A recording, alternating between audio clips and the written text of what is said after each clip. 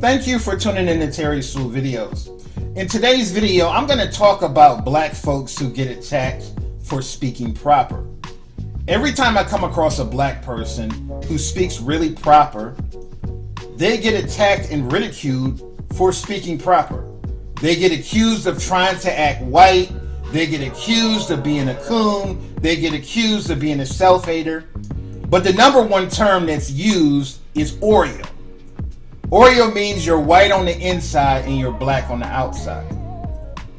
And I don't understand this logic. People are a product of their environment. If a black person grew up in the suburbs and they went to a majority white school, they're going to sound more Caucasian. You're going to sound like the people that you grew up around. So if you're a black person who was raised in that environment, you're going to sound more Caucasian. And it's the same thing with white folks who are raised in the ghetto. I know a lot of white people who are raised in the ghetto that sound ghetto as hell, that use ebonics, that don't know how to use proper English at all. Now, one of my favorite YouTubers is this woman, Kelly Stamps. Kelly Stamps' videos are hilarious because she talks about things that a lot of people don't talk about, and she'll make fun of the way a lot of people act that don't make any sense. But she was responding to hate comments on her channel. And one of these hate comments were people attacking her for speaking proper. They're saying she's trying to act white, she's an Oreo, she hates herself, and she does a video responding to the comments.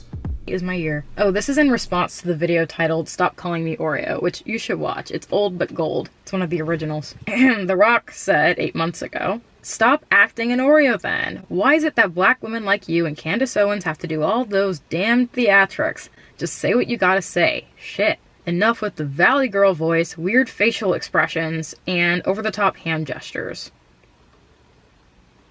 You know what's really gonna suck for me?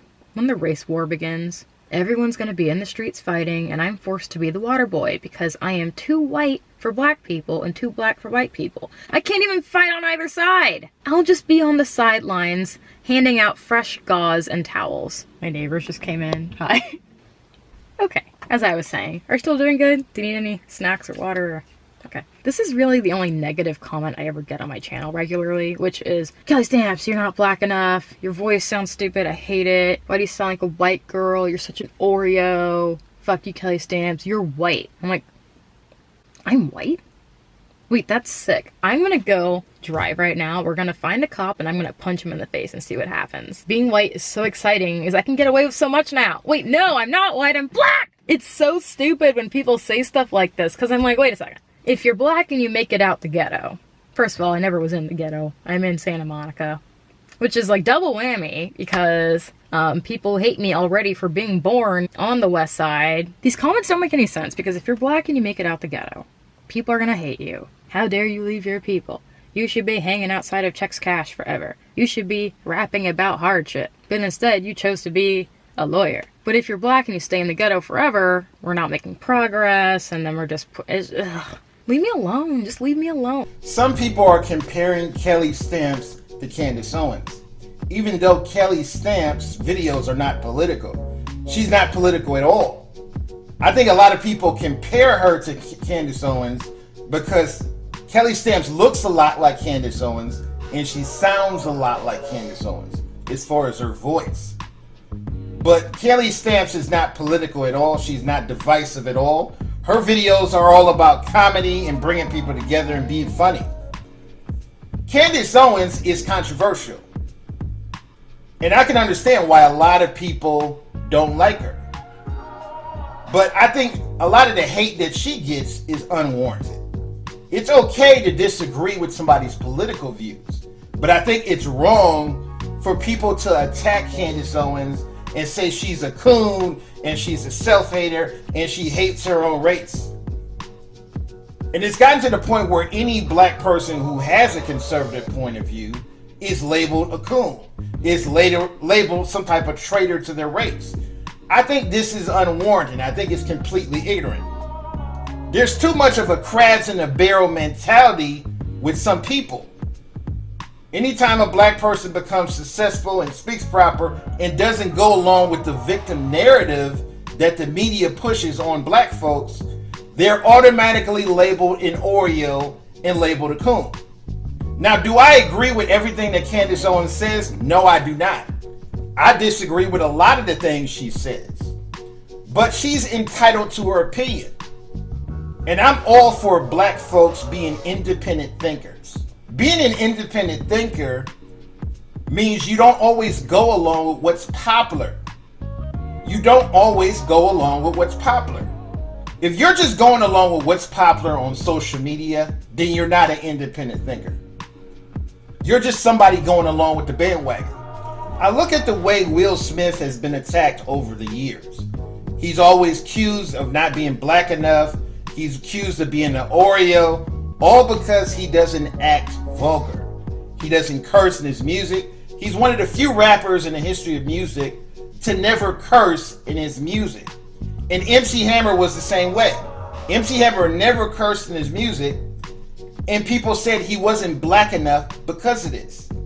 He's an Oreo. He's a sellout because he doesn't curse in his music. He doesn't disrespect women. He doesn't call women bitches and hoes.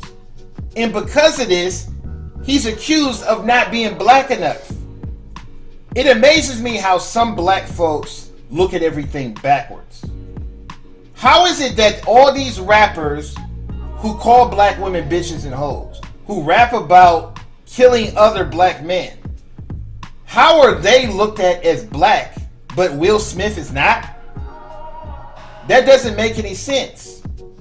There's some people that have a reverse, backwards thinking mentality in the black community. And I think this mentality needs to stop. I've always loved Will Smith's music. And I've always loved him as a person. He represents what hip hop should be. If you go back to the late 70s, early 80s, rap music was all about having a good time. Wasn't nobody calling anybody bitches and hoes. Wasn't nobody rapping about killing nobody. It was all positive. It wasn't until the late 80s, early 90s that the bitches and hoe type of rap took over the popularity of rap music.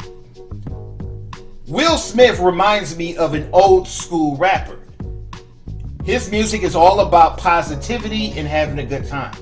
I advise any person to check out the song that Will Smith recorded with Jordan Lucas. This is one of the best verses I ever heard before. And Will Smith shows that he is a great lyrical rapper. A person doesn't have to curse in order to be a good lyrical rapper. A lot of younger folks think in order to be a good lyrical rapper, you have to curse and be vulgar. It doesn't require all that. So if you haven't heard the song, I advise anybody to check it out. I'm going to leave the link in the description box. Leave a comment, share this video on Facebook and Twitter.